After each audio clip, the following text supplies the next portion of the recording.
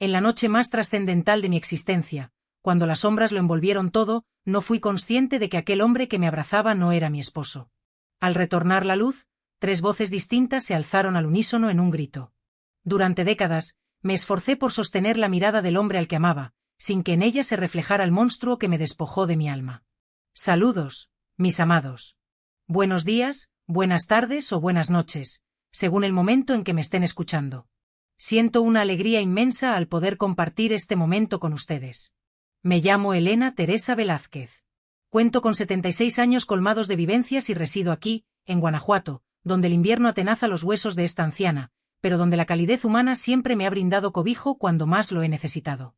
En la actualidad, mi pasatiempo predilecto es confeccionar mis manteles de crochet mientras degusto mi té de manzanilla en el porche de mi humilde hogar. Siempre comienzan como simples cuadrados que, poco a poco, se transforman en obras que mis nietos adoran llevarse consigo. Es curioso cómo cada puntada evoca un recuerdo diferente, como si cada lazada llevara consigo un fragmento de mi vida. Me inicié en el crochet siendo muy joven, cuando mi suegra Leonora me enseñó para apaciguarme después de aquellos días difíciles al inicio de mi matrimonio. Las agujas y los hilos se convirtieron en una suerte de terapia para mí, una forma de ordenar mis pensamientos cuando todo se asemejaba a un ovillo enredado. Cada punto era como una pequeña victoria, una prueba de que era capaz de crear belleza incluso cuando la vida me mostraba su faceta más cruel. Aquí me encuentro, sentada en mi mecedora, rodeada de cojines multicolores que yo misma he confeccionado, mientras el aroma a pan casero recién horneado emana del horno. Mi gato Mingo duerme plácidamente sobre la alfombrita a mi lado, como acostumbra hacer cada vez que comienzo a relatar historias.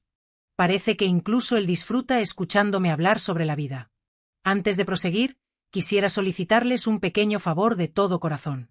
Si esta historia les llega de alguna manera, les ruego que dejen su me gusta y se suscriban al canal Memorias de las Abuelas. Esto ayudaría a esta abuelita a llegar a más personas que tal vez necesiten escuchar lo que tengo que contar. Y ustedes, mis queridos y mis queridas que me están viendo en este instante, cuéntenme en los comentarios desde qué ciudad me están escuchando y a qué hora del día encontraron este vídeo. ¿Por la mañana, acompañando el café? ¿Después de la comida? ¿O ya entrada la noche, disfrutando de un té como el mío?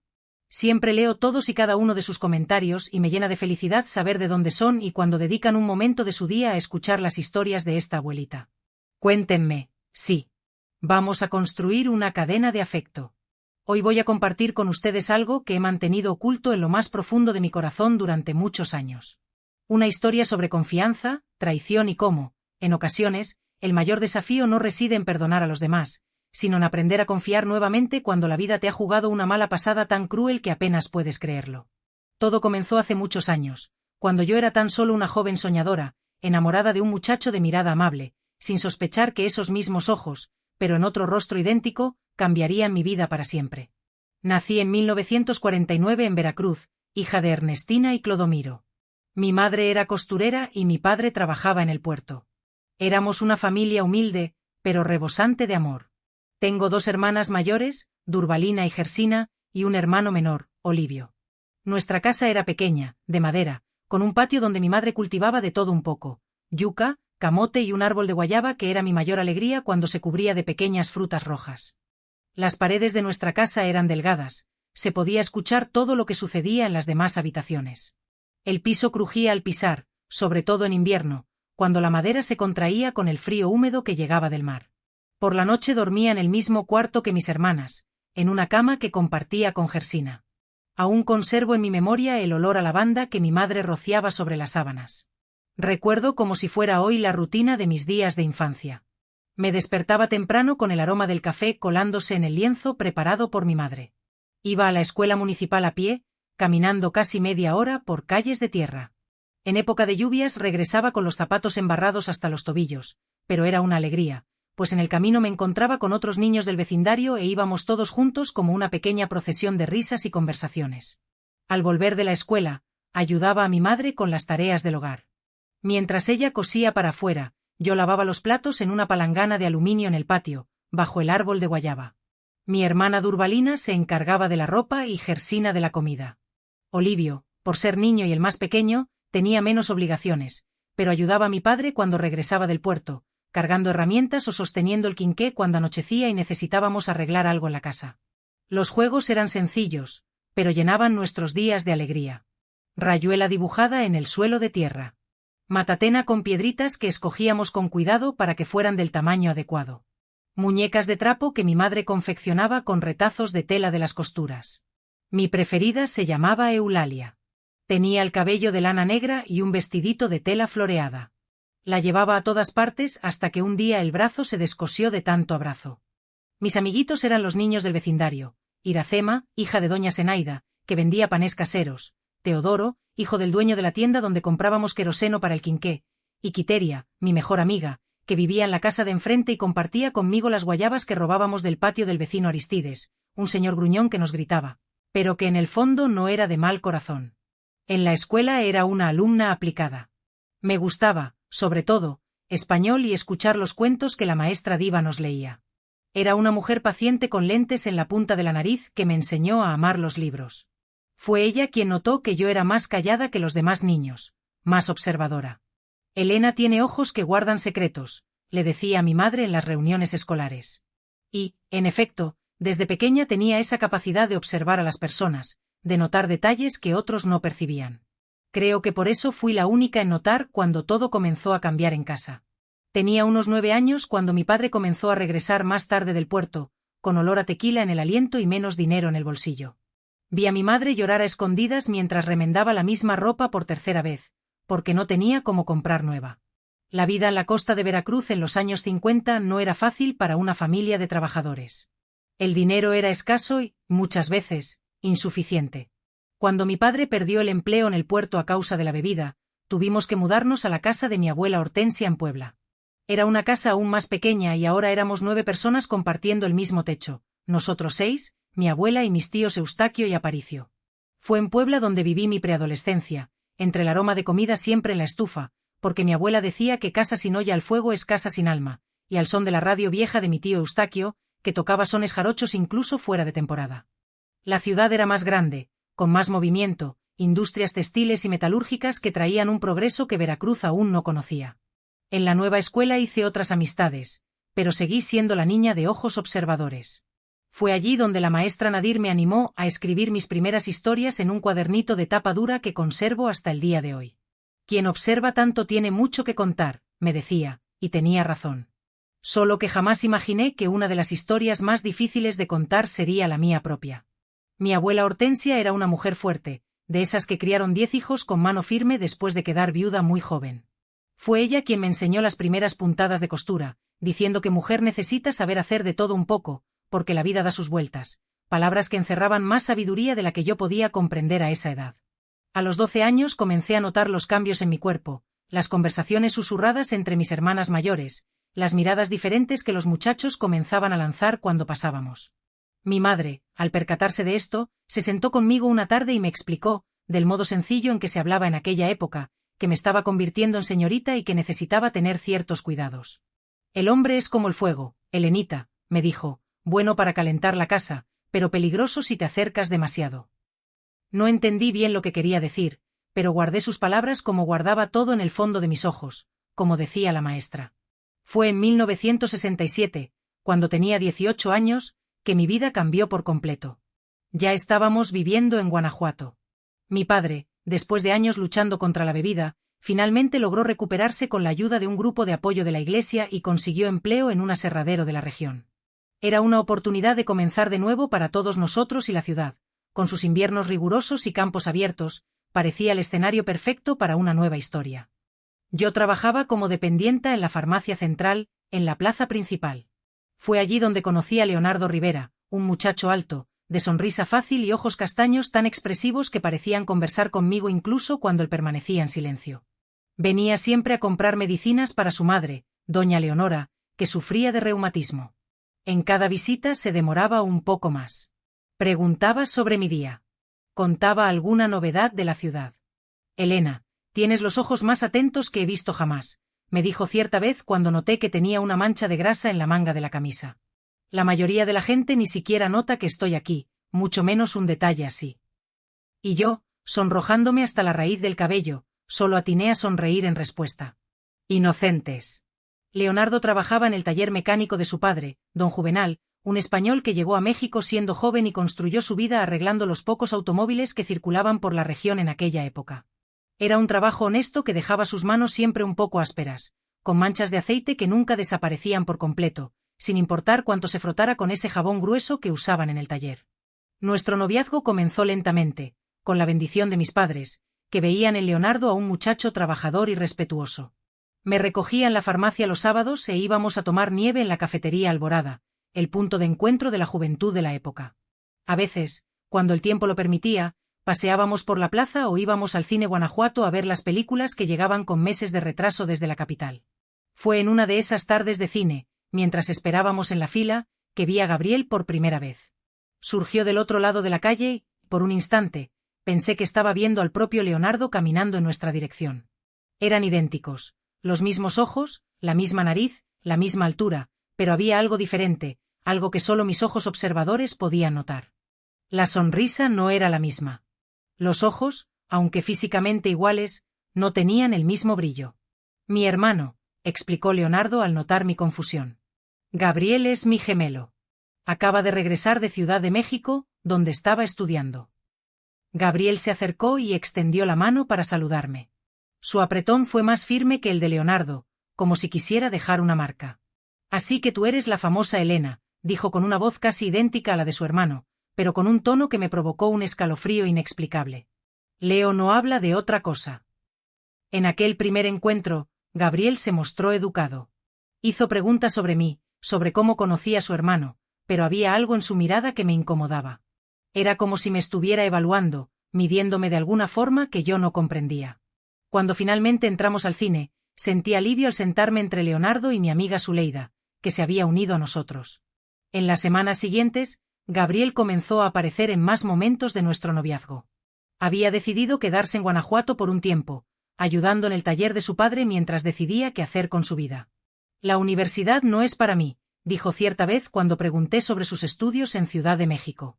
Prefiero trabajar con las manos, como papá y Leo. Pero lo cierto es que Gabriel no parecía tener la misma paciencia que su hermano para el trabajo en el taller. Oía a Leonardo comentar con mi padre que siempre estaba distraído. Olvidaba las herramientas, dejaba trabajos a medias. Él siempre ha sido así, explicó Leonardo una tarde mientras caminábamos por la ciudad después de la misa del domingo. Desde pequeños éramos como el día y la noche, a pesar de ser idénticos. A mí me gustaba construir, a él destruir. Yo guardaba mis juguetes con cuidado, él perdía los suyos en una semana. Había un dejo de tristeza en su voz cuando hablaba de su hermano, como quien carga un peso que no ha elegido. Con el tiempo comencé a notar cómo Gabriel me miraba cuando creía que nadie lo veía. Era una mirada que me hacía sentir incómoda, como si estuviera intentando ver a través de mi ropa. Más de una vez lo sorprendí observándome desde lejos en silencio. Cuando nuestras miradas se cruzaban, él no la desviaba, al contrario, la sostenía de un modo desafiante que me obligaba a bajar la vista. Intenté hablar sobre esto con Leonardo, pero siempre de forma sutil. Tu hermano parece no apreciarme mucho, comenté cierta vez. Leonardo apenas sonrió y negó con la cabeza. A Gabriel no le gusta nadie más que él mismo. No te lo tomes personal. Siempre ha sido celoso de mis cosas. De mis cosas. La frase quedó resonando en mi cabeza, como si yo fuera un objeto que él poseía y que su hermano deseaba. Pero no insistí en el asunto. No quería causar problemas entre los dos. Nuestra ciudad no era grande y pronto todo el mundo supo diferenciar a los gemelos. Leonardo es el que sonríe, Gabriel es el que no, decía Don Ododet, de la panadería. La gente quería a Leonardo. Arreglaba sus coches a un precio justo, conversaba sin prisa, escuchaba los problemas de sus clientes como si realmente le importaran. Gabriel, por otro lado, tenía pocos amigos y los que tenía parecían ser de la misma naturaleza sombría que él. En diciembre de 1967, pocos días antes de Navidad, Leonardo me pidió matrimonio. Fue un domingo por la tarde durante un picnic a orillas del río Guanajuato, nuestro lugar favorito. Lo había preparado todo, un mantel a cuadros extendido sobre la hierba, una canasta con panés, quesos y frutas de temporada, e incluso una botella de vino dulce que había comprado especialmente para la ocasión. Elena, dijo sosteniendo mis manos entre las suyas. Desde que te vi por primera vez en la farmacia supe que eras diferente. Tus ojos ven el mundo de un modo que me fascina. Quiero pasar el resto de mi vida siendo observado por esos ojos. Y entonces sacó del bolsillo una pequeña cajita con un anillo de oro fino con una única piedrecita azul. Era de mi abuela, explicó. No es grande ni caro, pero tiene historia. Dije que sí entre lágrimas. En ese momento sentí que toda mi vida me había preparado para encontrar a Leonardo, para construir algo sólido y bueno a su lado. Cuando dimos la noticia a su familia, don Juvenal abrió una botella de vino español que guardaba para ocasiones especiales. Doña Leonora me abrazó como si ya fuera su hija. Gabriel, sin embargo, apenas levantó la copa en un brindis silencioso, con los ojos fijos en mí, de un modo que me provocó un escalofrío, incluso en la sala calentada por la estufa de leña. Más tarde, cuando Leonardo me llevaba a casa, Gabriel apareció en el portón como una sombra que emergía de la oscuridad. «Felicidades, cuñadita», dijo con una voz ligeramente arrastrada por el vino. «Espero que sepas la suerte que tienes». Entonces, en un movimiento rápido, me dio un beso en la mejilla, demasiado cerca de la boca, antes de que pudiera reaccionar. El olor a vino mezclado con su perfume fuerte se quedó impregnado en mí incluso después de lavarme antes de dormir. «Tu hermano me da miedo a veces», le confesé a Leonardo mientras caminábamos los últimos metros hasta mi casa. Él apretó mi mano levemente. «Gabriel siempre ha tenido una forma extraña de mostrar afecto», respondió, pero noté una arruga de preocupación en su frente que no había estado allí antes. Los preparativos para la boda ocuparon los meses siguientes. Elegimos una fecha en mayo de 1968, cuando el frío comenzaba a sentirse en Guanajuato, pero aún no era tan intenso. Mi madre y mis hermanas me ayudaron a coser mi vestido, un modelo sencillo, pero bonito, de satén blanco, con un encaje delicado en el escote y en las mangas largas. Leonardo y su padre reformaron una pequeña casa cerca del taller donde íbamos a vivir. Cada día que pasaba sentía mi corazón más lleno de expectativa y amor, pero también sentía los ojos de Gabriel siguiéndome. Aparecía en los lugares más inesperados, a la salida de la farmacia, en el mercado del domingo, en la puerta de la iglesia. «Solo pasaba a ver cómo está mi cuñadita preferida», decía siempre con aquella media sonrisa que no llegaba a sus ojos. Una semana antes de la boda, Leonardo me contó que había planeado una sorpresa. «Nuestra luna de miel», dijo, con los ojos brillando de emoción. «Conseguí alquilar una cabaña en el Cerro del Cubilete, aquella con vista a toda la ciudad, solo para nosotros dos por 3 días. La cabaña era conocida en la región como un lugar romántico, lo suficientemente aislado para dar privacidad a los recién casados, pero lo suficientemente cerca de la ciudad para no ser inconveniente. El día de nuestra boda, la iglesia principal de Guanajuato estaba adornada con flores del campo y cintas blancas. Mi padre, orgulloso en su único traje, me llevó hasta el altar donde Leonardo esperaba, con el rostro iluminado por una felicidad que parecía irradiar de él. Gabriel estaba a su lado como padrino, con el rostro mostrando una máscara perfecta de cordialidad que no conseguía esconder por completo algo sombrío en sus ojos. Cuando el sacerdote preguntó si había alguien en contra de nuestro matrimonio, sentí que mi corazón se detenía por un segundo. Los ojos de Gabriel encontraron los míos por un momento breve, intenso, antes de bajar la mirada al suelo. El silencio en la iglesia fue roto apenas por el suspiro colectivo de alivio cuando el momento pasó y la ceremonia continuó. La recepción de nuestra boda fue en el salón parroquial al lado de la iglesia. No teníamos mucho dinero, pero la comunidad nos ayudó. Cada familia trajo un plato. Mi tío Eustaquio proveyó la bebida y doña Normelia, conocida por sus dulces, hizo nuestro pastel de 3 pisos, decorado con flores de azúcar. Era mayo y, aunque el frío ya comenzaba a apretar, el salón estaba calentado por el calor humano, por los bailes y por las conversaciones animadas. Leonardo no se separó de mí ni un segundo durante la fiesta. Sus ojos brillaban cada vez que me miraba y yo me sentía la mujer más amada del mundo. Gabriel, por otro lado, se mantuvo alejado la mayor parte del tiempo. Lo veía ocasionalmente por los rincones, bebiendo más de lo que debía, observando, siempre observando. Cuando llegó la hora de partir hacia nuestra luna de miel, fui a cambiarme en el pequeño cuarto del fondo de la iglesia. Mi madre me ayudó a quitarme el vestido de novia y a ponerme un vestido azul claro que habíamos cosido especialmente para esa ocasión. «Sé feliz, hija mía», me dijo con lágrimas en los ojos. «Que Dios bendiga esta unión». Leonardo me esperaba afuera, ya con las maletas en el coche de su padre, un Volkswagen de 1965 que don Juvenal había prestado especialmente para la ocasión. Nos despedimos entre abrazos y votos de felicidad. En el momento en que entramos al coche, vi a Gabriel parado, un poco distante, con un vaso en la mano y una expresión que no conseguí descifrar. La cabaña en el Cerro del Cubilete quedaba a unos 20 minutos del centro de la ciudad.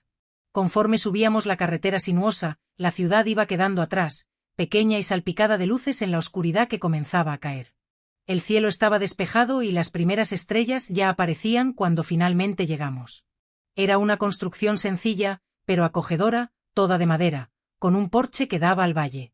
Por dentro había una sala con chimenea, una cocina pequeña, un dormitorio y un baño. Alguien, probablemente doña Leonora, había estado allí antes, pues la chimenea estaba encendida, calentando el ambiente, y había flores frescas en un jarrón sobre la mesa. Leonardo cargó las maletas y entonces, para mi sorpresa, me tomó en brazos para cruzar el umbral. «Es tradición», dijo riendo de mi asombro, «para dar buena suerte a nuestro matrimonio». Me colocó delicadamente en el sofá frente a la chimenea y fue hasta la cocina, volviendo con 2 copas y una botella de vino. «Nuestro primer brindis como marido y mujer», dijo llenando las copas. Sus ojos reflejaban la luz del fuego y nunca lo había visto tan guapo. «A nuestra vida juntos, que sea larga y feliz».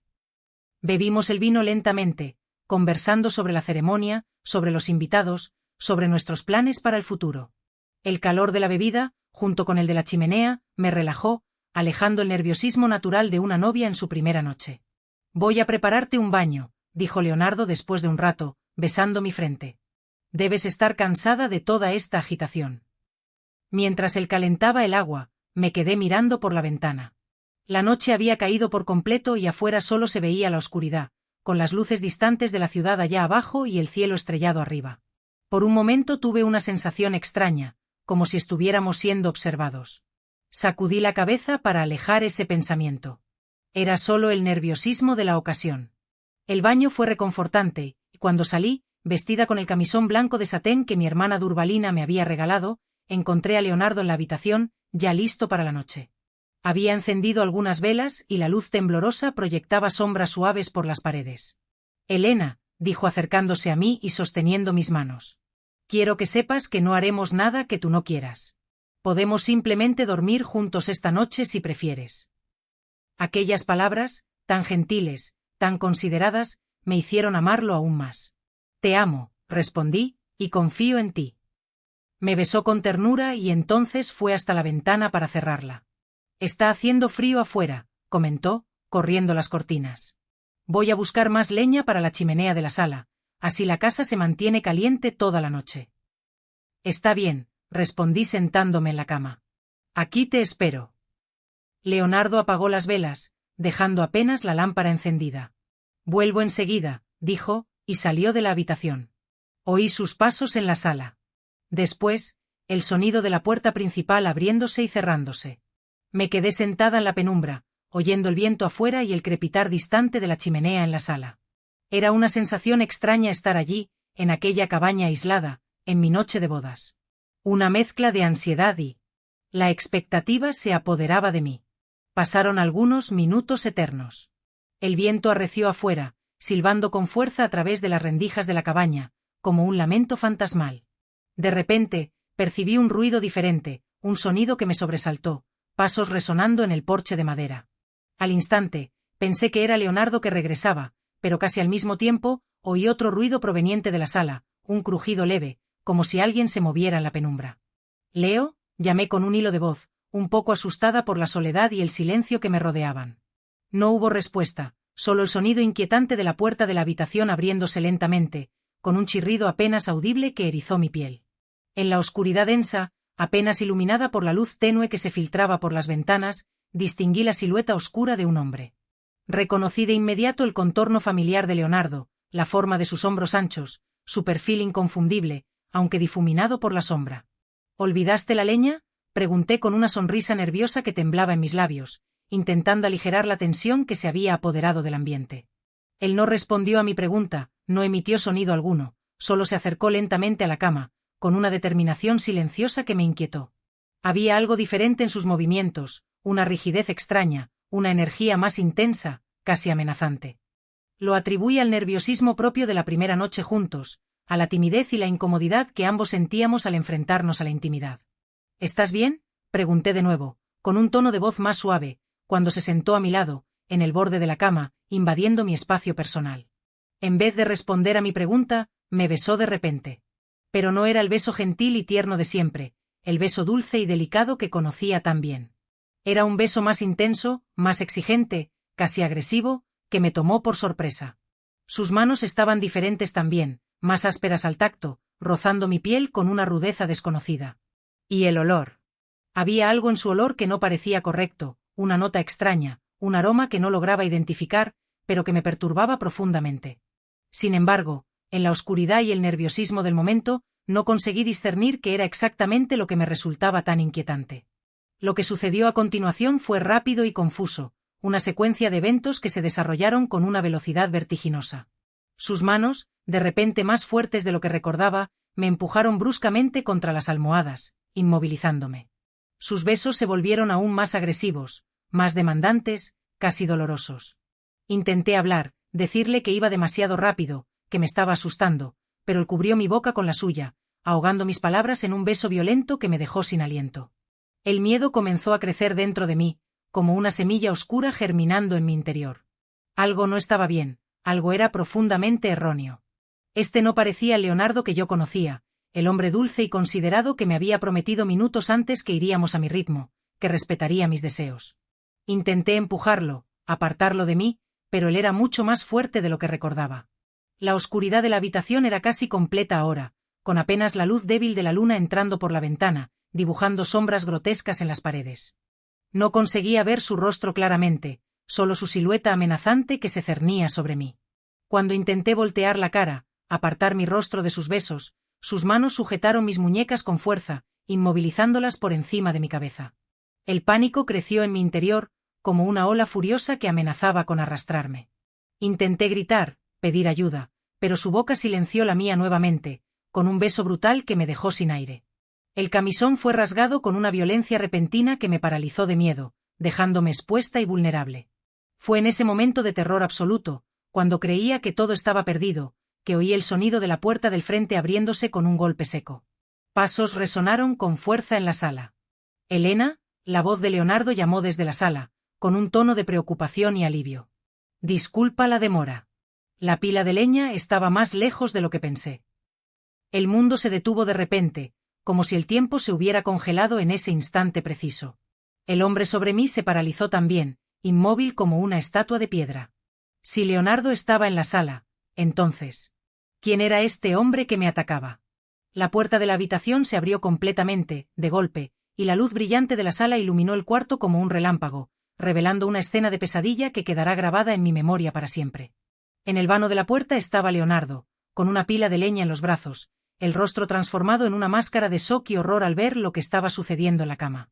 Y entonces, en el mismo instante terrible, reconocí finalmente el rostro del hombre sobre mí, iluminado por la luz que venía de la sala. Era Gabriel, el hermano gemelo idéntico de Leonardo, el hombre que me había observado con aquellos ojos perturbadores durante meses, el hombre que me había seguido, me había estudiado, había aprendido a imitar a su hermano hasta el más mínimo detalle. Lo que siguió fue un caos de gritos y violencia, una explosión de furia contenida. Leonardo dejó caer la leña al suelo con un estrépito y se lanzó contra su hermano con un rugido animal que nunca olvidaré, un sonido gutural que expresaba toda su rabia y su dolor. Los dos cayeron al suelo en una confusión de golpes e insultos, luchando como fieras salvajes.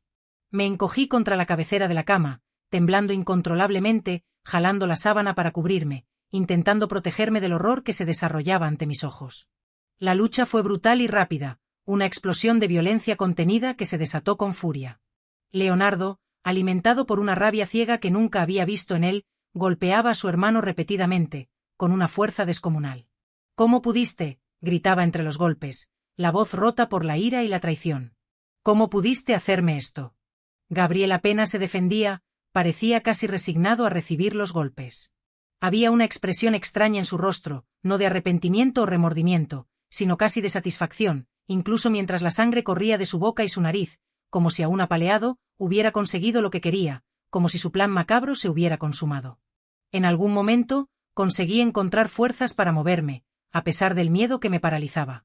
Corrí hacia el baño y cerré la puerta con llave, cayendo de rodillas en el suelo frío, abrazada a mí misma, temblando y llorando desconsoladamente.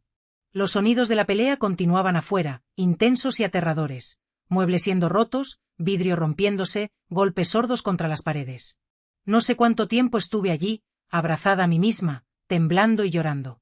Podrían haber sido minutos u horas, perdí la noción del tiempo. Eventualmente, hubo silencio, un silencio absoluto que me aterrorizó aún más. Y entonces, golpes suaves en la puerta me sobresaltaron. ¿Elena? Era la voz de Leonardo, ronca y quebrada por el llanto. Se ha ido. Estás a salvo ahora. Aún así, no conseguí moverme para abrir la puerta. El miedo me había paralizado completamente, me había convertido en una estatua de sal. Elena, por favor, suplicó la voz, embargada por el llanto. Perdóname, no sabía. Nunca imaginé que él sería capaz de hacer algo así. Abrí la puerta lentamente, con cautela, como si temiera encontrar un monstruo detrás de ella. Leonardo estaba parado allí, con los nudillos sangrando, el rostro contorsionado en una expresión de dolor tan profunda que partió mi corazón. Cuando hizo ademán de tocarme, instintivamente retrocedí, alejándome de él.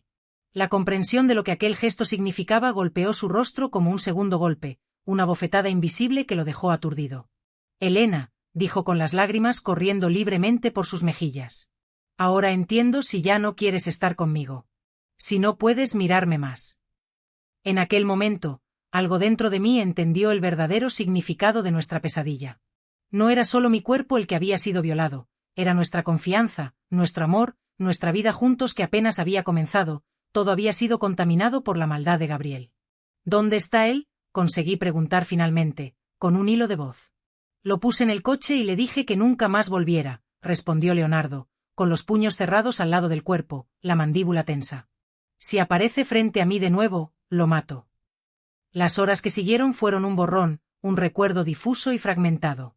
Leonardo cuidadosamente me ayudó a vestirme con ropa suya, prendas demasiado grandes para mí, pero cómodas y secas, que me brindaban una sensación de protección. Limpió la habitación lo mejor que pudo, arrojando las sábanas manchadas a la chimenea, como si quisiera quemar para siempre la evidencia de lo que había sucedido. Nos sentamos en lados opuestos de la sala en silencio, como extraños, mientras la noche avanzaba lentamente, arrastrando consigo el peso de nuestro horror. ¿Qué pasó con nosotros?, pregunté finalmente, con la voz pequeña y distante, casi inaudible. Leonardo levantó los ojos rojos e hinchados por el llanto. Nada pasó con nosotros, Elena. Lo que pasó fue un crimen terrible cometido contra ti, contra nosotros dos. Por mi propia sangre. Su voz falló en la última palabra, quebrándose por la emoción. No consigo mirarte sin verlo a él, confesé, con las lágrimas corriendo nuevamente por mi rostro. Leonardo asintió lentamente, con el dolor evidente en cada línea de su rostro. Lo sé, dijo simplemente, con un tono de resignación. Lo sé. La luz de la mañana nos encontró todavía allí, sentados en silencio, separados por un abismo que parecía imposible de atravesar.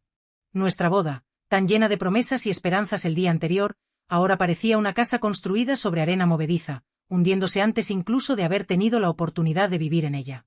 Los primeros días después de aquella noche fueron como vivir en una pesadilla de la que no conseguía despertar, una realidad distorsionada y aterradora.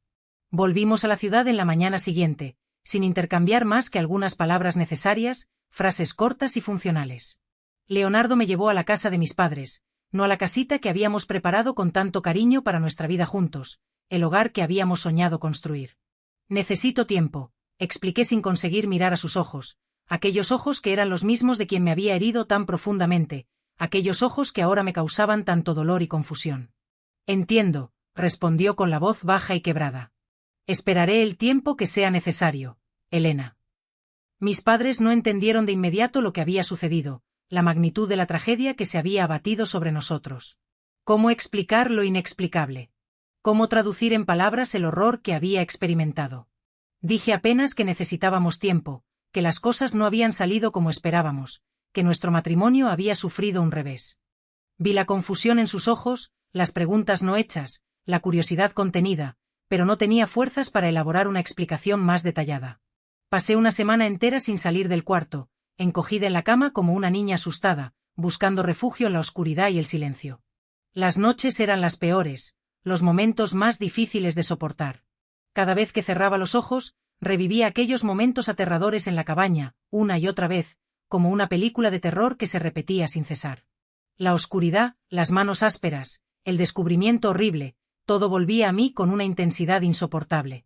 El octavo día, oí golpes en la puerta de la casa. A través de la ventana de mi cuarto, vi a Leonardo parado en el umbral, sosteniendo un ramo de flores silvestres en sus manos y conversando con mi padre. Me escondí detrás de la cortina, el corazón latiendo acelerado, presa del pánico. No estaba lista para verlo, no podía enfrentarme a él. Tal vez nunca lo estaría, tal vez el daño era demasiado profundo para ser reparado. Mi madre entró en el cuarto poco después, trayendo las flores que Leonardo había traído.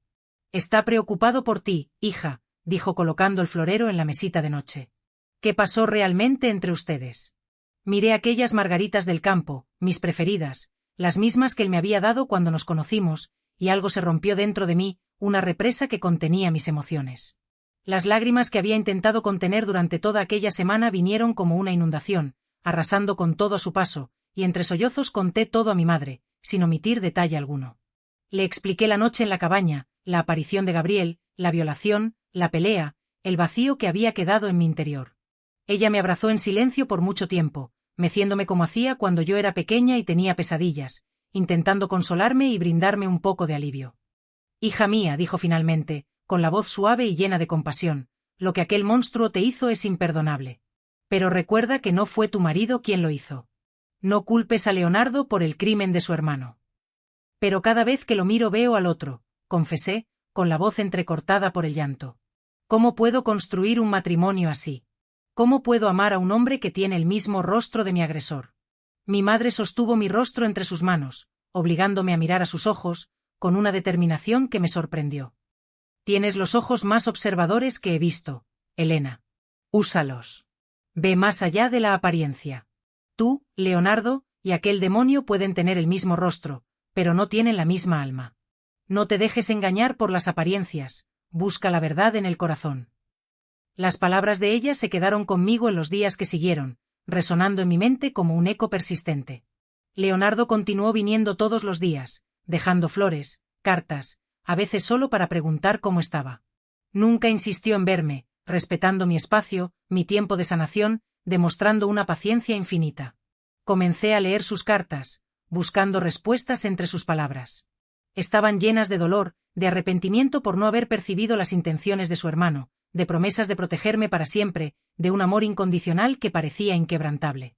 En una de ellas escribió: «Si decides que ya no puedes mirar este rostro, lo entenderé. Pero que sepas que mi corazón siempre será tuyo, incluso si tú ya no puedes ser mía». Fue esa carta la que me hizo finalmente abrir la puerta cuando vino, 2 semanas después de lo ocurrido, sintiendo una necesidad imperiosa de verlo, de escuchar su voz, de tocar su mano. El shock en su rostro al verme fue evidente, una mezcla de sorpresa, esperanza y temor. Había perdido peso, sus ojos estaban hundidos de tanto llorar, su cabello sin vida, como si el dolor lo hubiera consumido por dentro. Quedamos parados en el umbral sin saber qué decir, la incomodidad palpable entre nosotros. Había una distancia entre nosotros que parecía imposible de atravesar, un muro invisible que nos separaba. «¿Volvió?», pregunté finalmente, rompiendo el silencio tenso. Leonardo sacudió la cabeza. «No, mi padre lo mandó a Monterrey, a la casa de un tío. No va a acercarse más a ti, lo prometo». Asentí sin saber cómo proseguir, sintiendo el peso del pasado sobre nuestros hombros. El silencio cayó sobre nosotros nuevamente, pesado como una nube de tormenta que amenazaba con descargar su furia. «Te cortaste el cabello», observé finalmente, notando que sus rizos oscuros, antes a la altura de los hombros como los de su hermano, ahora estaban bien cortos, casi rapados. «Sí», pasó la mano por el cabello, un gesto nervioso. «Pensé que tal vez ayudaría a ser menos parecido a él, a que te resulte más fácil diferenciarme». Aquel pequeño gesto, cambiar su apariencia para ayudarme a diferenciarlo de su hermano, tocó algo profundo en mí, una fibra sensible de mi corazón. Era una demostración de comprensión y empatía que no esperaba, una señal de que estaba dispuesto a hacer lo que fuera necesario para ayudarme a superar mi trauma. «¿Puedo entrar?», preguntó vacilante, con la voz suave. Di un paso al lado, permitiendo su paso. Entró y se sentó en la punta del sofá de la sala, con las manos juntas en el regazo, como si temiera ocupar demasiado espacio, como si no se sintiera digno de estar allí. Me senté en el sillón opuesto, manteniendo la distancia prudente. Conversamos superficialmente por algunos minutos sobre el clima, sobre cómo estaban mis padres, cosas seguras que no tocaban la herida abierta entre nosotros, evitando cuidadosamente cualquier tema que pudiera revivir el dolor. Pero entonces, en medio de una frase sobre el nuevo sacerdote de la parroquia, se detuvo de repente y me miró directamente a los ojos, con una intensidad que me perturbó. Te amo, Elena, dijo simplemente, con una voz llena de emoción. Y te amaré si quieres quedarte conmigo o si decides irte. Te amaré si tardas 1 mes o 10 años en sentirte segura conmigo nuevamente. Te amaré incluso si nunca más lo consigues. Su voz falló y bajó los ojos, avergonzado por su propia vulnerabilidad.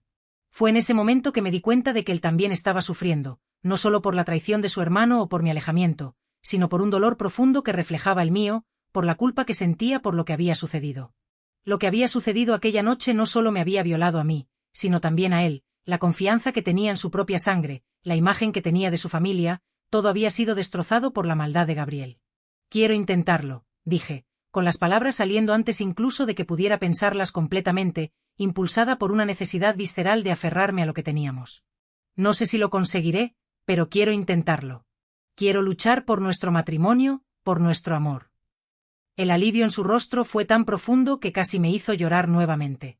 Hizo ademán de acercarse, pero se detuvo de inmediato, respetando mi espacio. Extendió la mano en el aire, ofreciéndome su apoyo sin exigirme nada a cambio. Una oferta, no una exigencia. Después de un momento de vacilación, extendí la mía y toqué sus dedos levemente, sintiendo el calor de su piel. No conseguí sostener su mano completamente, todavía no, pero aquel pequeño toque fue el primer ladrillo en la reconstrucción de algo que había sido brutalmente destruido, el primer paso hacia la recuperación de nuestra relación. En la semana siguiente, acordé mudarme a la casa que habíamos preparado juntos, pero con una condición. Habitaciones separadas, al menos al inicio. Necesito reaprender a confiar, expliqué, no solo en ti, sino en mí misma. Necesito sentirme segura antes de poder compartir mi intimidad contigo. Nuestra vida de recién casados comenzó así, de forma fracturada y cautelosa, marcada por la desconfianza y el miedo. Yo cocinaba, él arreglaba cosas por la casa, conversábamos durante la cena, veíamos el pequeño televisor blanco y negro que su padre nos había dado de regalo y entonces íbamos a habitaciones separadas cuando llegaba la noche, evitando cualquier contacto físico. Las semanas pasaron lentamente, marcadas por la paciencia y la comprensión mutua. Leonardo nunca presionó, nunca me hizo sentir culpable por mi alejamiento, nunca cobró el amor que me ofrecía. A veces lo sorprendía mirándome con aquella expresión de amor mezclada con tristeza, pero él siempre desviaba la mirada cuando nuestros ojos se encontraban, como si temiera hacerme sentir presionada o revivir mi trauma. El punto de ruptura verdadero, el momento que definió nuestro futuro, vino casi 2 meses después de lo ocurrido. Era una noche de julio y el invierno de Guanajuato estaba en el auge de su fuerza, con temperaturas heladas y vientos fuertes. El viento aullaba afuera, golpeando la cabaña y haciendo temblar las ventanas de la casa. Yo estaba en la cocina lavando los trastes de la cena cuando la luz se fue repentinamente, dejándonos a oscuras.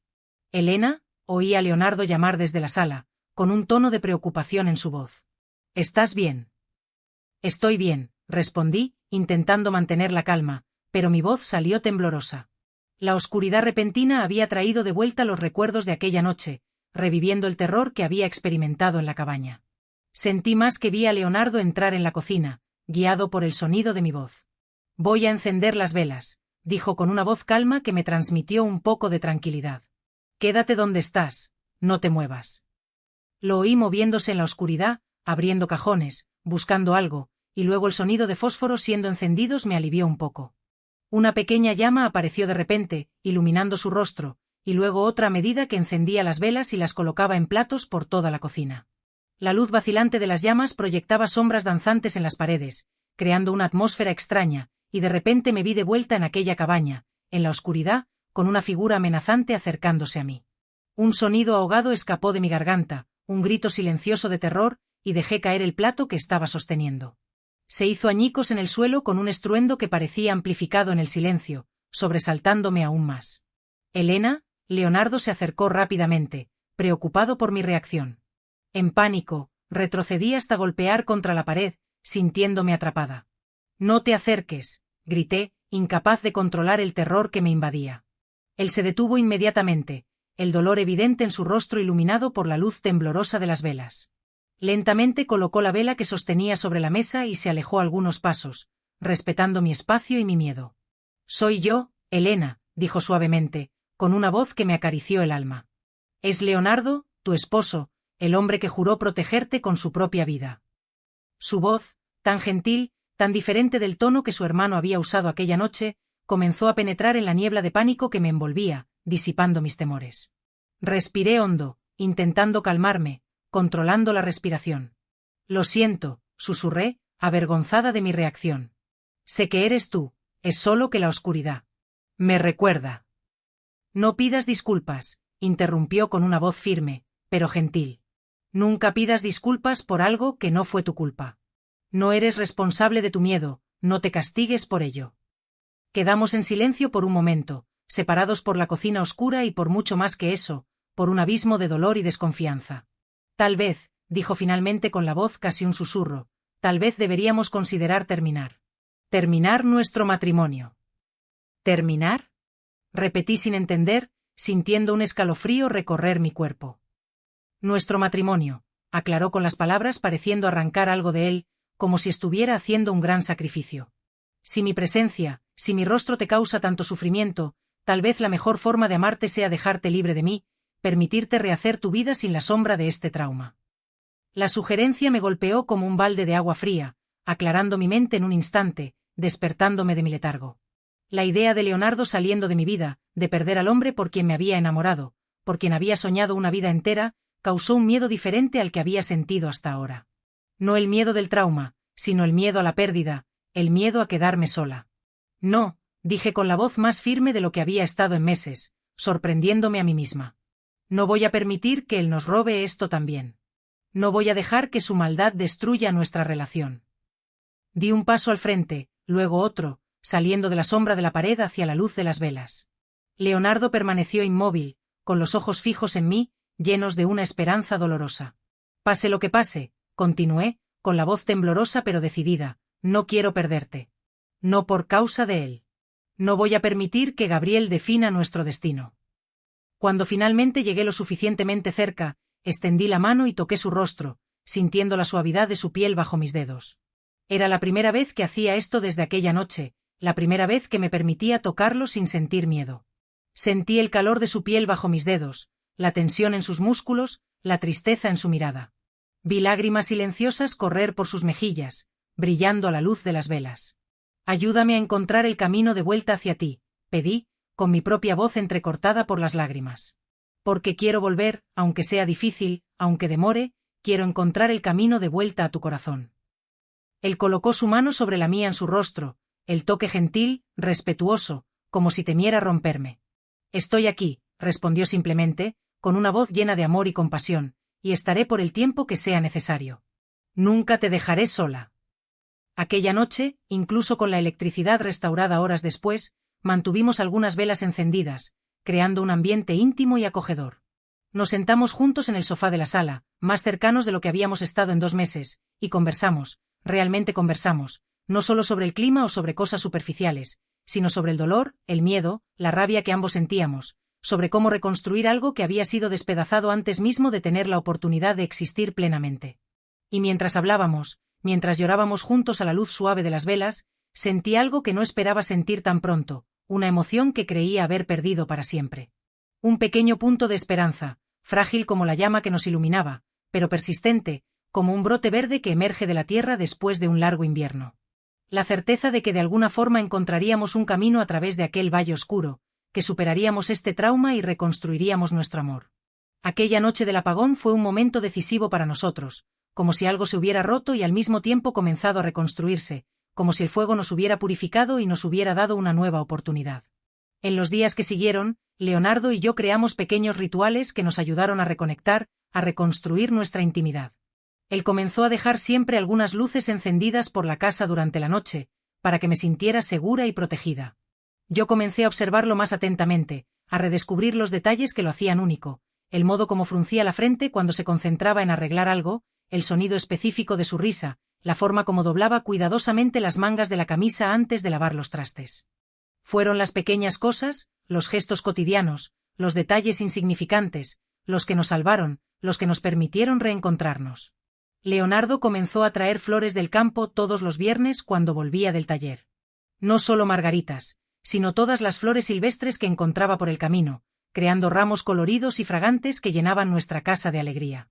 Yo comencé a hacer pan casero en las mañanas de domingo, llenando la casa con aquel aroma delicioso que nos recordaba días más simples, antes de todo lo que había sucedido. Pero el cambio más importante, el que realmente marcó la diferencia, fue cuando doña Leonora, mi suegra, me buscó una tarde en la casa.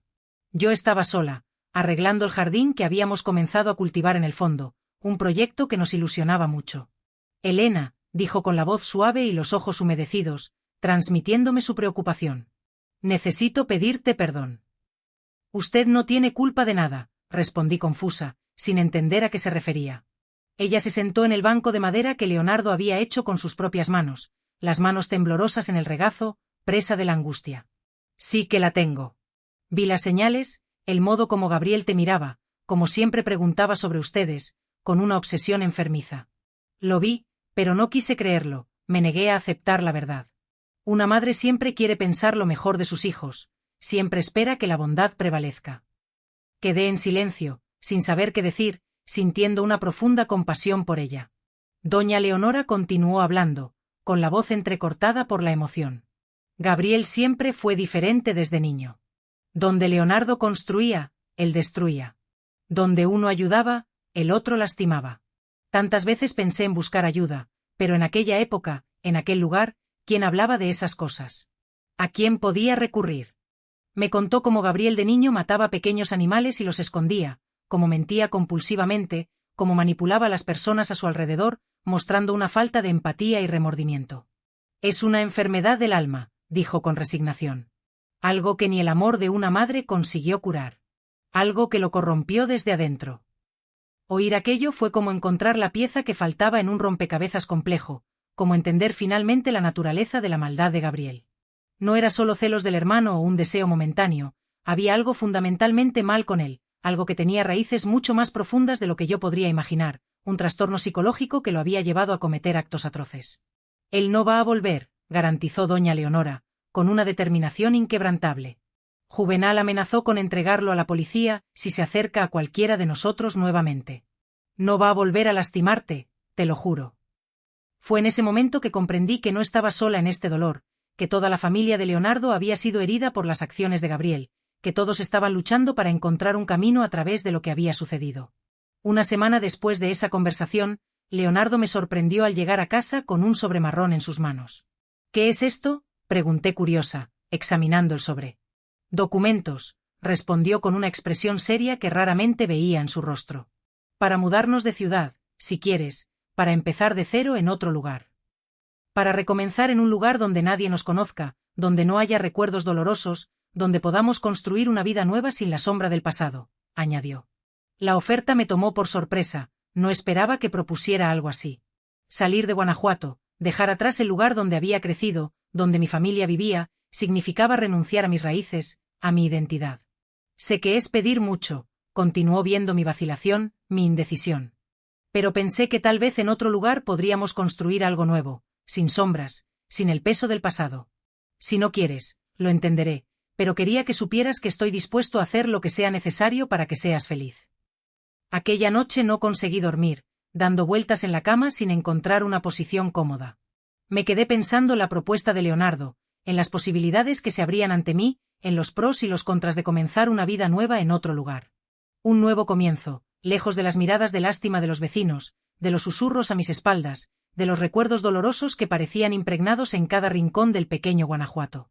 A la mañana siguiente, cuando Leonardo salió al trabajo, tomé el sobre y examiné su contenido con atención, buscando una señal, una guía.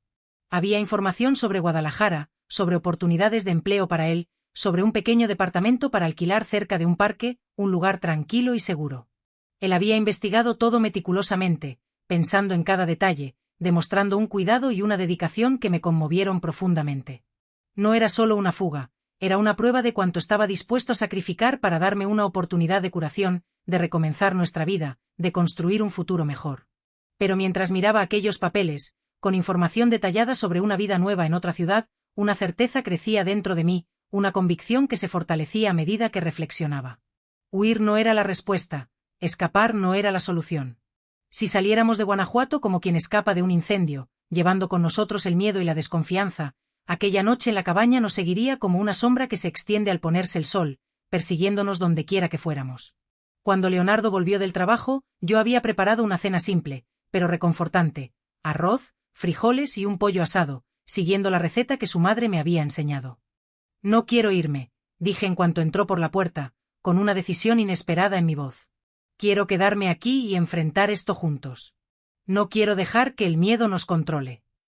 Vi el alivio en sus ojos, una mezcla de sorpresa y esperanza que me llenó de alegría.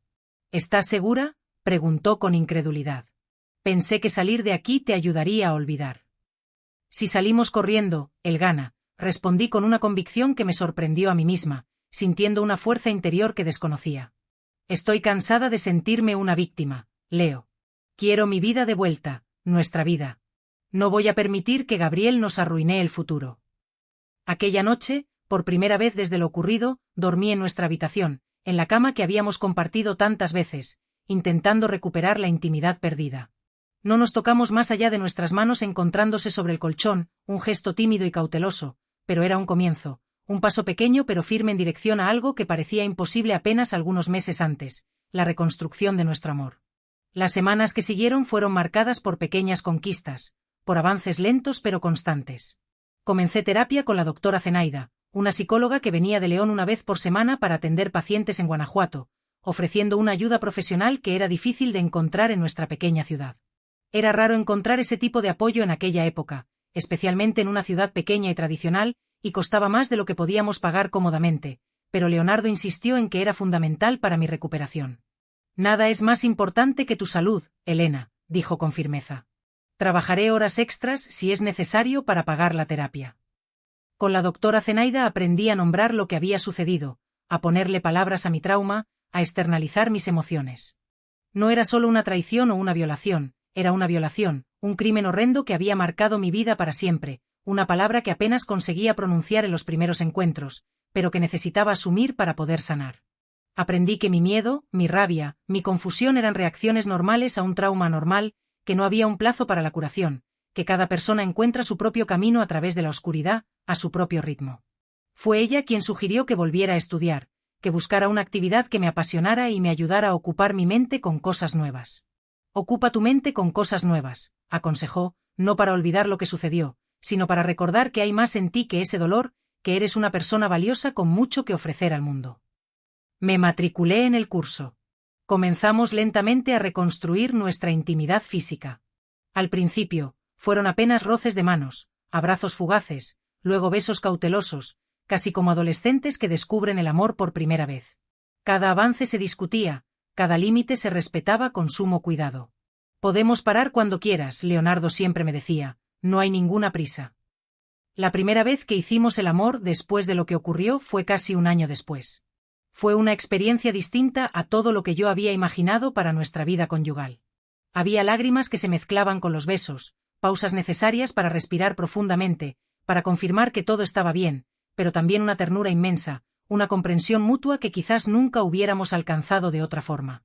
En 1970, 2 años después de aquella noche terrible, recibí mi certificado de conclusión del curso de contabilidad. En la misma semana, encontré un empleo en la oficina del aserradero, el mismo lugar donde trabajaba mi padre. Era un puesto sencillo como asistente, pero representaba un logro enorme para mí. Independencia, realización personal, un propósito definido. Fue también en ese año cuando recibimos la noticia. Gabriel había sido arrestado en Monterrey por agredir a una mujer. No sentí ninguna alegría al enterarme, solo una extraña sensación de cierre, como si un círculo finalmente se completara.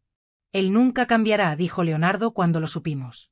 No había satisfacción en su voz, apenas una tristeza resignada por el hermano al que nunca realmente conoció. En 1972, compramos nuestra primera casa, más grande que la anterior, con un patio espacioso donde planté un ahuehuete que, hasta el día de hoy, florece cada año. En ese mismo año, descubrí que estaba embarazada. El embarazo trajo consigo miedos que no esperaba. ¿Y si el trauma hubiera afectado mi capacidad para ser madre? ¿Y si no lograba proteger a mi hijo del mal que existe en el mundo? Compartí esos temores con Leonardo una noche mientras contemplábamos las estrellas desde el porche de la nueva casa. Serás una madre increíble, me dijo, con la mano descansando suavemente sobre mi vientre ya abultado. ¿Sabes por qué? Porque conoces la oscuridad y por eso valorarás aún más la luz que este niño traerá. Nuestra hija, Olinda, nació en una mañana soleada de julio de 1973. Cuando la coloqué en los brazos de Leonardo y vi sus ojos llenos de lágrimas, comprendí que habíamos logrado no solo sobrevivir, sino también reconstruir algo hermoso a partir de las ruinas que un día nos habían rodeado. «Tiene tus ojos», dijo Leonardo maravillado. «Aquellos ojos que ven todo». «Espero que ella vea solo cosas buenas», respondí exhausta, pero inmensamente feliz. «Verá la verdad», dijo él, besando mi frente. «Como tú siempre la has visto, y esa es la mayor protección que alguien puede tener en este mundo». La llegada de Olinda fue como un sello en nuestro camino de curación. No es que el pasado hubiera sido borrado, siempre estaría ahí, como una cicatriz que a veces duele cuando cambia el tiempo.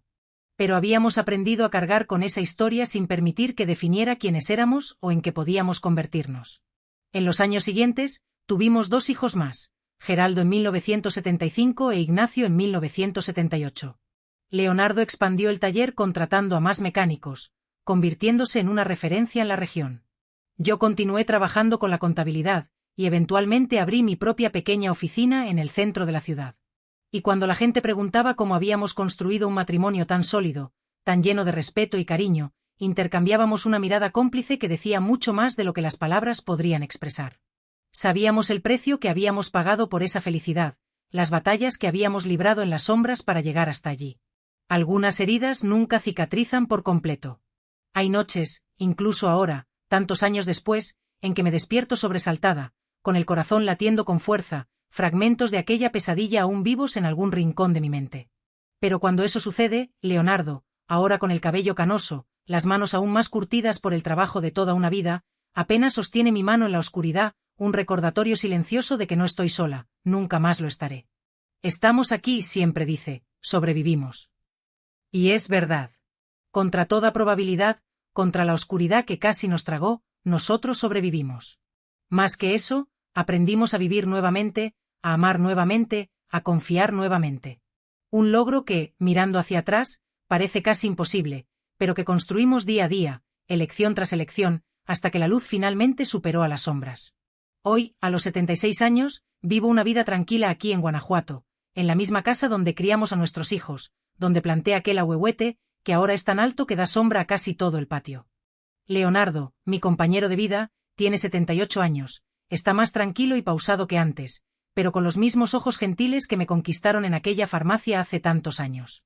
Se jubiló del taller hace unos 10 años, pero todavía va allí casi todos los días, solo para verificar que todo esté en orden, como dice él. La verdad es que no puede estar lejos de aquel lugar que construyó con tanto esfuerzo, ahora administrado por nuestro yerno Baldomiro, casado con Olinda. Y lo entiendo, aquel taller no es solo un negocio, es un símbolo de todo lo que conseguimos construir a pesar de las adversidades. Mi oficina de contabilidad también continúa, aunque solo trabajo algunas horas por semana, más para mantenerme actualizada y ocupada que por necesidad. Geraldo, nuestro hijo del medio, se graduó en contabilidad y asumió la mayor parte de las responsabilidades. Aprendí de la mejor, siempre dice, llenándome de orgullo. Nuestra rutina es simple y predecible, exactamente como nos gusta. Nos despertamos temprano, tomamos café juntos en el porche cuando el clima lo permite. Leonardo cuida la huerta que mantenemos en el fondo. Las mejores zanahorias y jitomates del vecindario salen de allí, créanme. Yo hago mi crochet, actividad que aprendí con mi suegra y que se convirtió no solo en un pasatiempo, sino casi en una meditación. Las tardes de domingo son especiales, cuando la casa se llena con nuestros hijos y nietos. Olinda tiene 2 niños, Teodoro, de 16, e Isidoro, de 12, ambos con la misma altura del abuelo y un talento natural para la mecánica. Geraldo tiene una niña, Hortensia, de 14 años, estudiosa como la madre, Zenaida, que es profesora en la universidad. Ignacio, nuestro menor, vive en Ciudad de México con su esposo Agenor. Ellos no tienen hijos, pero siempre están viajando y traen historias y regalos exóticos que alegran a los sobrinos. En estos encuentros familiares cocinamos juntos, compartimos novedades, y a veces, cuando cae la noche y los niños ya están entretenidos con sus juegos y celulares, Leonardo y yo contamos algunas historias de nuestro pasado. No todas. Hay partes que permanecerán solo nuestras, pero lo suficiente para que ellos entiendan el valor de la perseverancia, de la honestidad, del amor que se reconstruye. Abuelita, cuenta de nuevo cómo tú y el abuelo se conocieron, pide siempre Isidoro, que a pesar de su edad ya tiene un espíritu romántico. Y yo cuento sobre la farmacia, sobre las margaritas del campo, sobre cómo Leonardo arregló no solo el carro de mi padre, sino también un corazón que yo ni siquiera sabía que estaba roto. La relación con mi suegra Leonora fue otro regalo inesperado que la vida me dio. Después de aquella difícil conversación sobre Gabriel, creamos un vínculo que solo se fortaleció con el tiempo. Fue ella quien me enseñó los primeros puntos de crochet durante mi primer embarazo. Este trabajo calma el alma, decía guiando mis manos inexpertas. Cada punto es como un pequeño acto de fe. Leonora falleció hace 5 años, pacíficamente mientras dormía. Don Juvenal la había precedido una década antes tras una larga batalla contra el cáncer. Los extraño a los dos todos los días, especialmente cuando estoy haciendo crochet. Es como si de alguna forma cada lazada me conectara a ella, a todo lo que me enseñó sobre fuerza y perdón. Sobre Gabriel, supimos poco a lo largo de los años. Después de cumplir su pena en Monterrey, se mudó a algún lugar del norte del país. Leonardo recibió una carta de él hace unos 15 años pidiendo dinero, pero decidimos no responder. No por rencor o venganza, sino porque entendimos que algunos puentes, una vez quemados, no deben ser reconstruidos. Perdonar no significa necesariamente permitir que la persona vuelva a tu vida. Las cicatrices de aquella noche todavía están con nosotros de formas sutiles, pero presentes. Nunca dejamos de dormir con una luz pequeña encendida en el pasillo.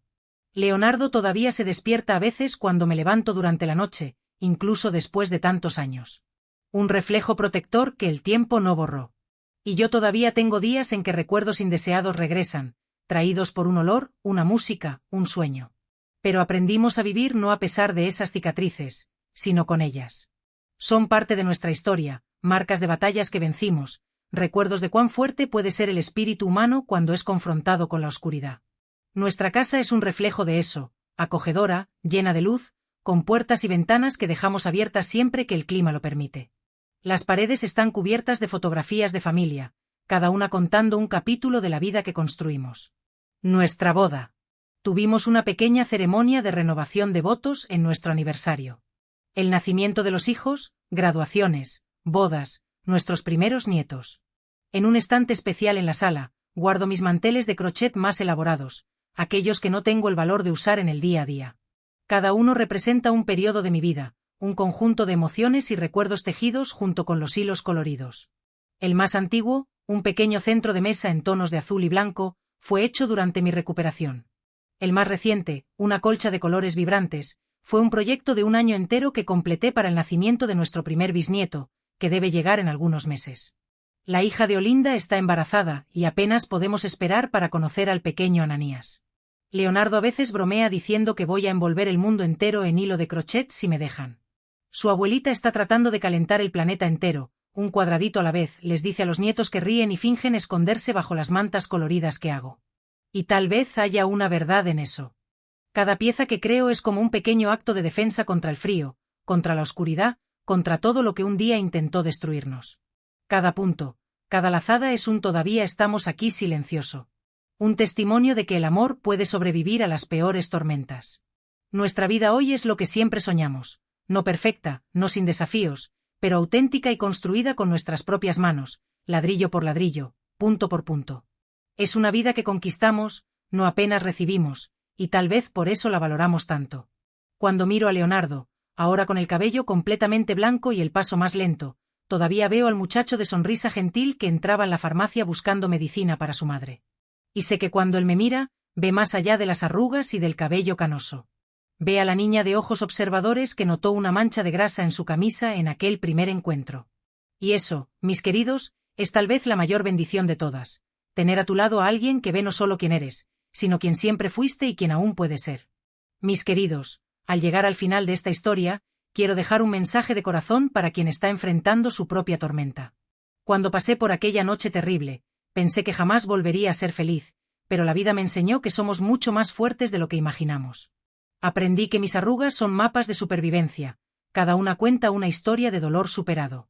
Cuando el mundo estaba demasiado oscuro, descubrí que mi luz interior nunca se apagó completamente, apenas esperaba un soplo de esperanza para reencenderse.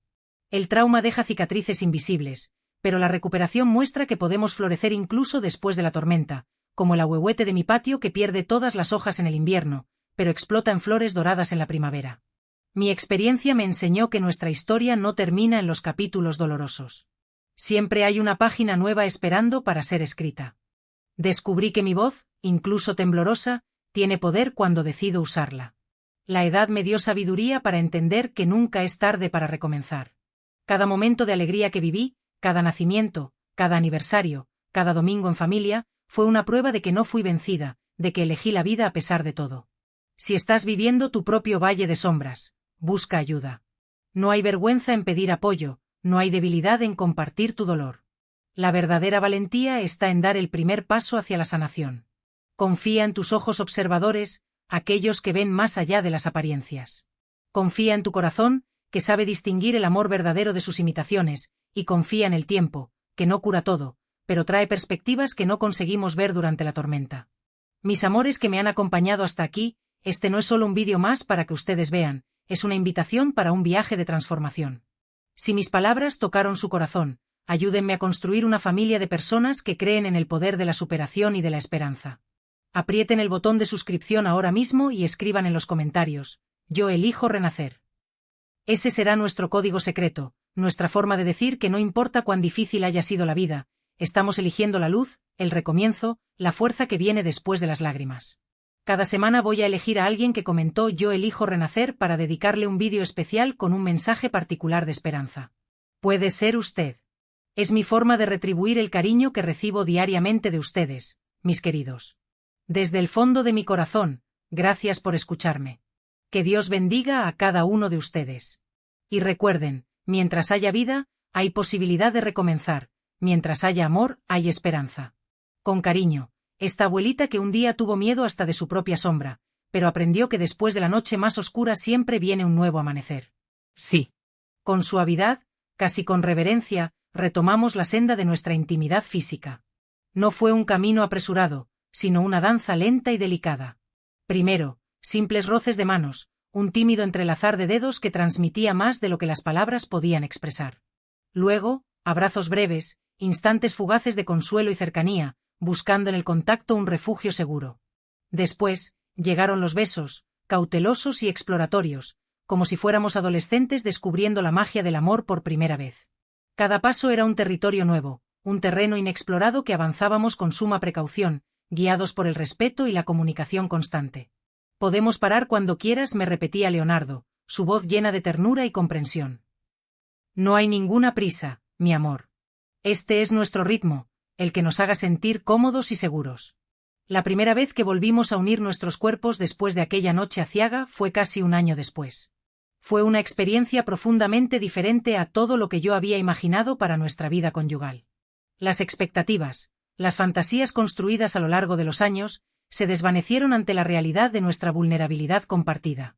Había lágrimas que se mezclaban con los besos, silencios cargados de emoción, pausas necesarias para respirar hondo y confirmar que todo estaba bien, que ambos nos sentíamos seguros y protegidos. Pero, por encima de todo, lo que predominaba era una ternura inmensa, una comprensión mutua tan profunda que nos trascendía, un lazo invisible que nos unía de una manera que quizás nunca hubiéramos alcanzado de otra forma. En la fragilidad de ese momento, en la sinceridad de nuestras emociones, encontramos una nueva forma de amarnos, una conexión más auténtica y significativa. El año 1970, marcado por el resurgimiento y la reconstrucción personal, llegó 2 años después de aquella noche que oscureció nuestras vidas. Recibí con orgullo y alivio mi certificado de conclusión del curso de contabilidad, un logro que simbolizaba mi regreso al mundo, mi reconexión con la independencia y la autosuficiencia. En la misma semana, como si el destino me guiara, encontré un empleo en la oficina del aserradero, el mismo lugar donde mi padre había dedicado tantos años de su vida. Era un puesto modesto, un simple trabajo de asistente, pero para mí representaba mucho más que eso. Era una puerta abierta a la independencia económica, la posibilidad de construir mi propio camino, de sentirme útil y realizada. Era la reafirmación de que, a pesar de todo lo que había sucedido, todavía tenía un propósito en la vida. Fue también en ese año cuando recibimos una noticia que, aunque no nos sorprendió, nos dejó una profunda sensación de tristeza y resignación. Gabriel había sido arrestado en Monterrey por agredir a una mujer. No sentí ninguna alegría al enterarme, ninguna satisfacción por el supuesto castigo que recibía. Solo una extraña sensación de cierre, como si un círculo vicioso finalmente se completara, confirmando lo que ya sabíamos en el fondo de nuestros corazones. Él nunca cambiará, dijo Leonardo con una voz apagada, sin rastro de rencor ni venganza. Apenas una tristeza resignada por el hermano al que nunca realmente conoció, por la persona que nunca pudo ser. En 1972, decidimos dar un paso importante en nuestra vida y compramos nuestra primera casa. Era más grande que la anterior, con un patio espacioso que se convertía en un lienzo en blanco para nuestros sueños y esperanzas. Allí, con manos temblorosas y llenas de ilusión, planté un ahuehuete, un árbol majestuoso que simbolizaba la fortaleza, la longevidad y la conexión con la tierra. Un árbol que, hasta el día de hoy, florece cada año, regalándonos su belleza y recordándonos la importancia de echar raíces, de construir un hogar, de perseverar a pesar de las dificultades. En ese mismo año, la vida me sorprendió con una noticia que llenó mi corazón de alegría, y al mismo tiempo, de una profunda inquietud. Descubrí que estaba embarazada. La maternidad, que siempre había sido un sueño lejano, se convertía ahora en una realidad inminente, una responsabilidad abrumadora que despertaba miedos que no sabía que existían. ¿Y si el trauma de aquella noche terrible hubiera afectado mi capacidad para ser madre, para proteger y criar a mi hijo de la manera que se merecía? ¿Y si no lograba protegerlo del mal que existe en el mundo, de las sombras que aún acechaban en mi interior? Compartí esos temores con Leonardo una noche estrellada, mientras contemplábamos el cielo desde el porche de la nueva casa. Bajo la inmensidad del universo, sentí la necesidad de desnudar mi alma, de confesar mis dudas y mis inseguridades. Leonardo me escuchó con paciencia y ternura, abrazando mis miedos y transformándolos en esperanza.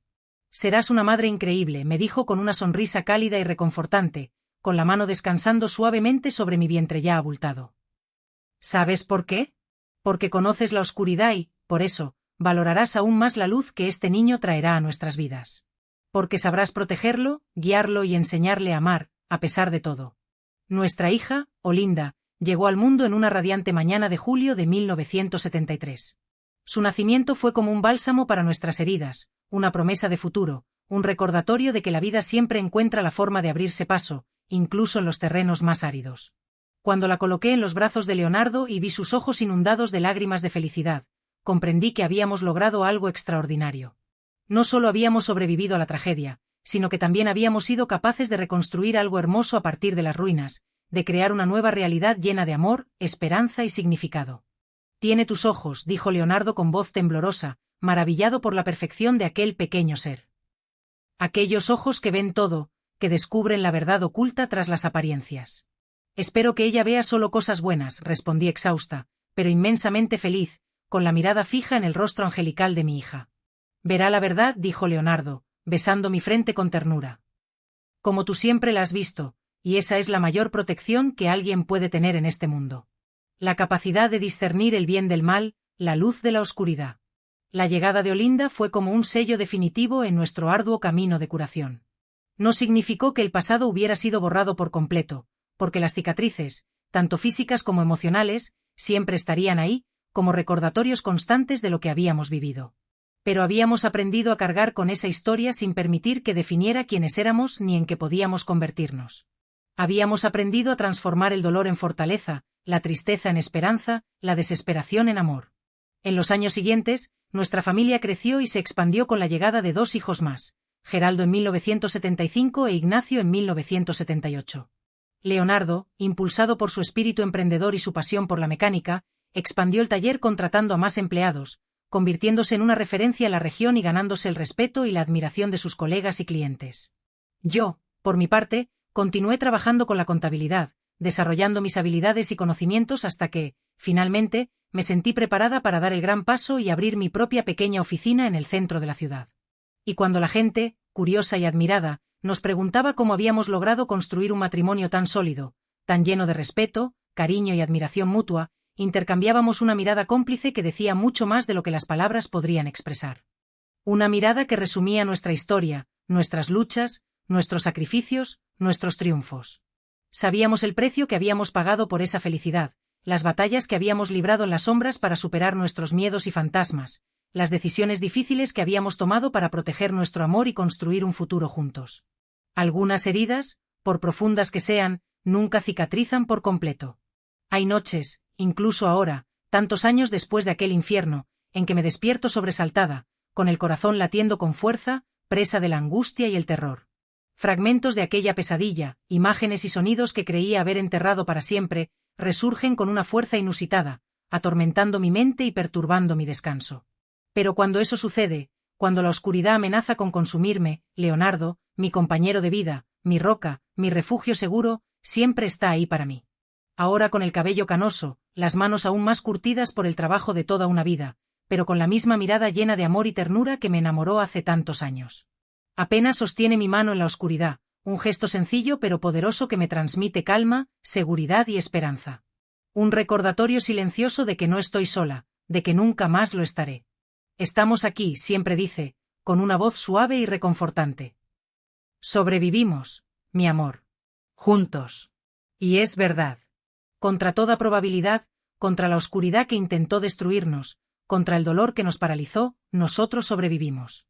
Más que eso, aprendimos a vivir nuevamente, a amar nuevamente, a confiar nuevamente. Un logro que, mirando hacia atrás, parece casi imposible, un milagro que solo pudimos alcanzar gracias a la fuerza de nuestro amor, a la perseverancia de nuestro espíritu y a la fe inquebrantable que nos mantuvo unidos en los momentos más difíciles. Un camino arduo y lleno de obstáculos, pero que valió la pena recorrer. Un camino que construimos día a día, elección tras elección, hasta que la luz finalmente superó a las sombras y nos permitió vislumbrar un futuro lleno de esperanza y felicidad. Hoy, a los 76 años, vivo una vida tranquila y apacible aquí en Guanajuato, en la misma casa donde criamos a nuestros hijos, donde planté aquel ahuehuete que ahora es tan alto y frondoso que da sombra a casi todo el patio. Un hogar lleno de recuerdos, de risas, de lágrimas, de amor.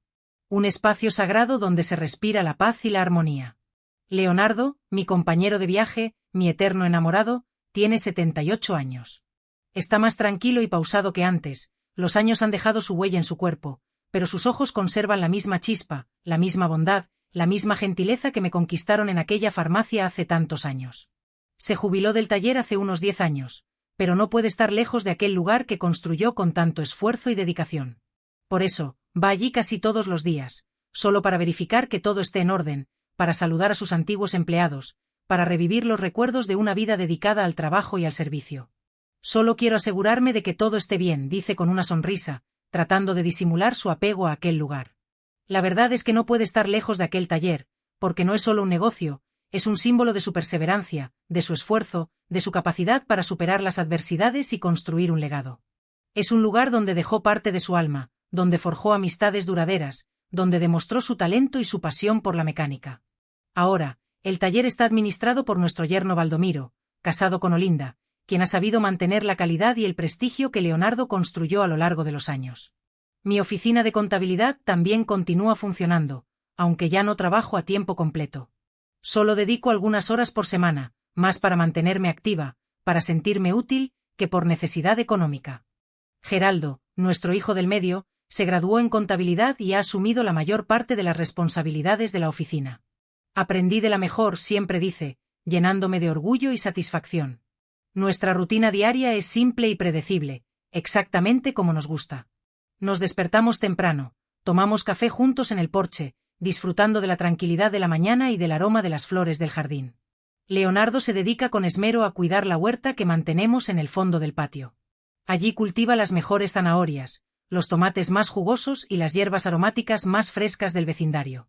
Créanme, sus productos son famosos en toda la comunidad. Yo, por mi parte, me dedico a mi pasión por el crochet, una actividad que aprendí de mi suegra Leonora y que se ha convertido no solo en un pasatiempo, sino casi en una meditación. Tejer me relaja, me concentra y me permite expresar mi creatividad. Los domingos por la tarde son especiales, porque la casa se llena de la alegría y el bullicio de nuestros hijos y nietos. Olinda tiene 2 hijos maravillosos, Teodoro, de 16 años, e Isidoro, de 12, ambos con la misma altura del abuelo y un talento natural para la mecánica. Geraldo tiene una hija, Hortensia, de 14 años, estudiosa y aplicada como su madre, Zenaida, que es profesora en la universidad. Ignacio, nuestro hijo menor, vive en Ciudad de México con su esposo Agenor. Ellos no tienen hijos, pero siempre están viajando por el mundo y nos traen historias fascinantes y regalos exóticos que alegran a todos los sobrinos. En estos encuentros familiares, cocinamos juntos, compartimos novedades y reímos a carcajadas. A veces, cuando cae la noche y los niños ya están entretenidos con sus juegos y celulares, Leonardo y yo nos sentamos en el porche a contarles historias de nuestro pasado. No todas, por supuesto. Hay partes de nuestra vida que permanecerán siempre en la intimidad de nuestros corazones, como secretos sagrados que solo nosotros compartimos. Pero les contamos lo suficiente para que entiendan el valor de la perseverancia, de la honestidad, del amor que se reconstruye después de la tormenta. Abuelita, cuenta de nuevo cómo tú y el abuelo se conocieron, pide siempre Isidoro, que a pesar de su corta edad ya tiene un espíritu romántico y una fascinación por nuestra historia de amor. Y yo, con una sonrisa cómplice, les cuento sobre la farmacia, sobre las margaritas del campo, sobre cómo Leonardo arregló no solo el carro de mi padre, sino también un corazón que yo ni siquiera sabía que estaba roto. Les cuento cómo su bondad, su gentileza y su honestidad me conquistaron desde el primer momento. La relación con mi suegra Leonora fue otro regalo inesperado que la vida me dio. Después de aquella difícil conversación sobre Gabriel, en la que nos sinceramos y compartimos nuestras heridas, creamos un vínculo que solo se fortaleció con el tiempo. Ella se convirtió en una figura materna para mí, una guía, una amiga y una confidente. Fue ella quien me enseñó los primeros puntos de crochet durante mi primer embarazo, transmitiéndome su sabiduría y su pasión por este arte. Este trabajo calma el alma, me decía, guiando mis manos inexpertas. Cada punto es como un pequeño acto de fe, una forma de conectar con la paz interior. Leonora falleció hace 5 años, pacíficamente mientras dormía, rodeada del amor de su familia. Don Juvenal la había precedido una década antes, tras una larga y valiente batalla contra el cáncer. Los extraño a ambos todos los días, especialmente cuando estoy haciendo crochet. Es como si de alguna forma cada lazada me conectara a ella, a todo lo que me enseñó sobre fuerza, perdón y esperanza. Es como si su espíritu estuviera presente en cada uno de mis proyectos, guiando mis manos y llenando mi corazón de paz. Sobre Gabriel, supimos poco a lo largo de los años. Después de cumplir su pena en Monterrey, se mudó a algún lugar del norte del país y desapareció de nuestras vidas. Leonardo recibió una carta de él hace unos 15 años, pidiendo dinero y ayuda, pero decidimos no responder. No por rencor o venganza, sino porque entendimos que algunos puentes, una vez quemados, no deben ser reconstruidos. Que algunas heridas son demasiado profundas para sanar y que es mejor dejar el pasado atrás y seguir adelante. Perdonar no significa necesariamente olvidar ni permitir que la persona que te dañó vuelva a entrar en tu vida. Significa liberar el rencor y el resentimiento, aceptar lo que sucedió y seguir adelante con tu propia vida. Las cicatrices de aquella noche terrible todavía están presentes en nuestras vidas, de formas sutiles pero innegables. Nunca dejamos de dormir con una luz pequeña encendida en el pasillo, un gesto inconsciente que nos brinda seguridad y tranquilidad. Leonardo todavía se despierta a veces cuando me levanto durante la noche, incluso después de tantos años. Un reflejo protector que el tiempo no ha borrado.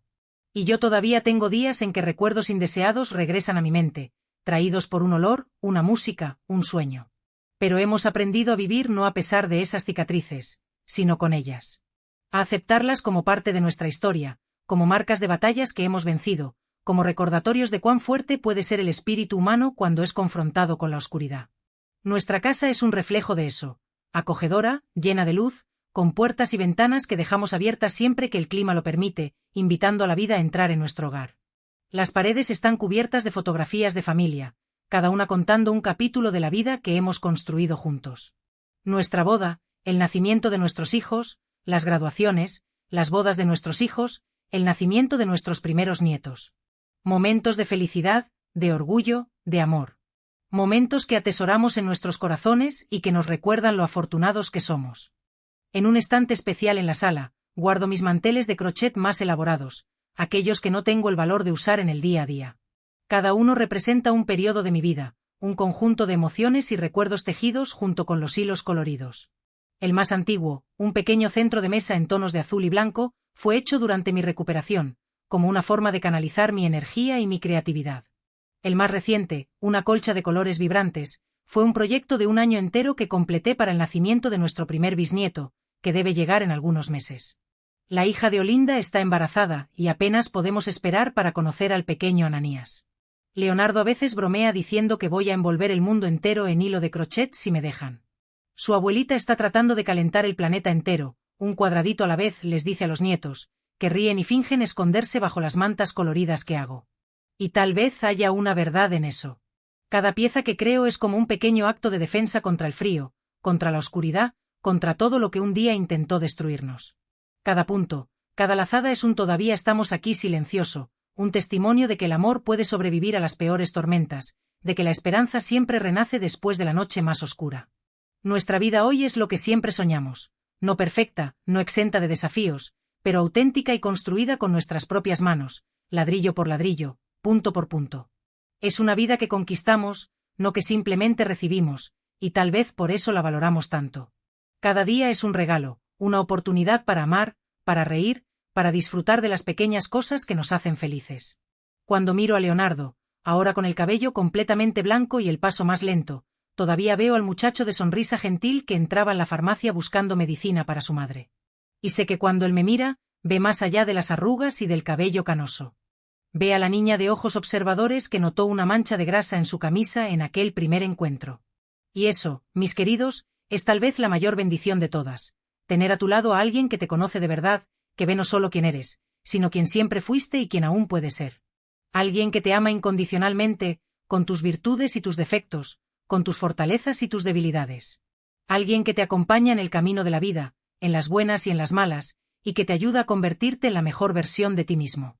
Mis queridos amigos, al llegar al final de esta historia, quiero dejar un mensaje de corazón para todos aquellos que están enfrentando su propia tormenta.